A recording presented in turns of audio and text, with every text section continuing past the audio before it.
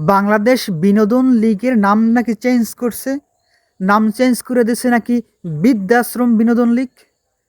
ভাই এবছর ফরচুন বরিশাল নাই, কোন কোন দল অংশগ্রহণ করে তাও জানি না, কিন্তু শুনলাম বাংলাদেশ বিনোদন লীগের নাম চেঞ্জ করে নাম রাখছে বৃদ্ধাশ্রম বিনোদন লীগ।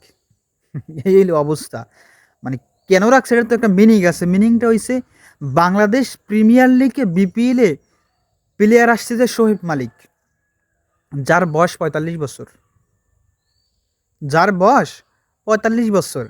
এই বাংলাদেশ মানে বৃদ্ধাশ্রম লিগে আসতেছে ইন্ডিয়ার পেসার পীযূষ চাওলা।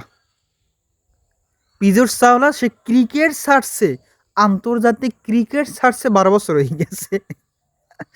যখন যখন আপনার বিপিএল শুরু হয় নাই তখন সে আন্তর্জাতিক ক্রিকেট ছাড়ছে। এই পীযূষ চাওলা সে বাংলাদেশে আসতেছে। ভাই মানে একটা সিজন খেলে যদি ৩০ ৩৫ ৪০ লাখ ইনকাম করা যায় তাহলে আয় না কে? আইয়ে বেঞ্চে বই থাকলেও তো ৩০ ৩৫ ৪০ লাখ টাকা ইনকাম করা যায়। এই জন্য বাংলাদেশের টাকা আছে, বাইহারা দিতে পারে। এই হলো অবস্থা।